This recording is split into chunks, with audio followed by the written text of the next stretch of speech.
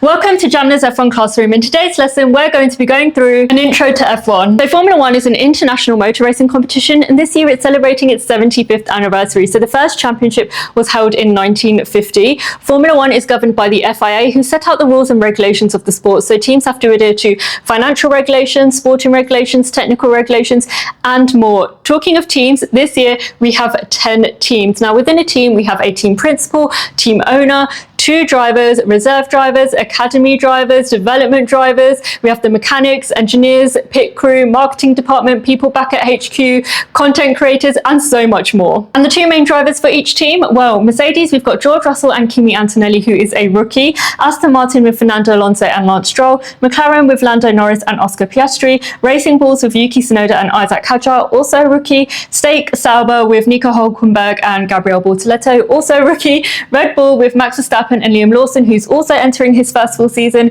We've got Ferrari with Lewis Hamilton and Charles Leclerc, Haas with Esteban Ocon and Oliver Bearman, who is also entering his first full season, Williams with Alex Albon and Carlos Sainz, and Alpine with Pierre Gasly and Jack Doohan, also a rookie. So what's the aim? The aim is for drivers to accumulate as many points as possible to win both the World Drivers' Championship and the World Constructors' Championship. The World Drivers' Championship is an individual trophy, so the driver with the most points in the season will win that trophy. Max Verstappen was the latest driver to win it, but Lewis Hamilton has the most wins in history with 7, tying Michael Schumacher.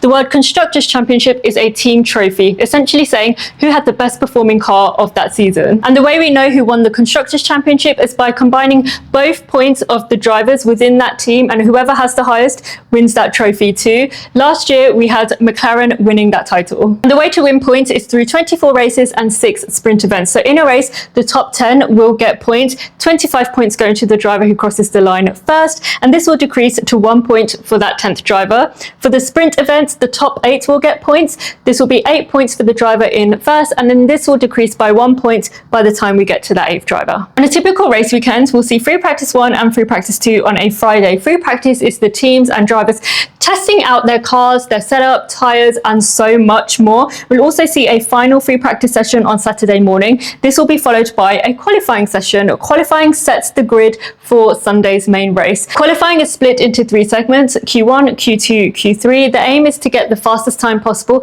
to get pole position and start Sunday's race at the front. Now, all 20 drivers are entered into Q1. The slowest 5 get eliminated. They make up positions 16 to 20 on the grid. The times get wiped and the remaining 15 drivers enter into Q2. Again, they have to get the fastest time possible. The slowest 5 get eliminated and they make up positions 11 to 15 on the grid. Times get wiped again and the final 10 are entered into Q3. The person with the fastest time gets that pole position for Sunday's main race. Sprint weekend is a little bit different, so we still see a free practice 1 session on the Friday, but this is followed by sprint qualifying instead. Sprint quali, just like a normal quali, but with shorter times. The sprint quali is to set the grid for Saturday's sprint. It's called a sprint because it's very quick, a 100-kilometer dash. This is followed by a normal Grand Prix qualifying that will set the grid for Sunday's main race. During a race, both teams and drivers will have to review strategy, tyres, pit stops, how the car is behaving, air conditions, track temperatures, what their competitors are doing, what their teammates are doing,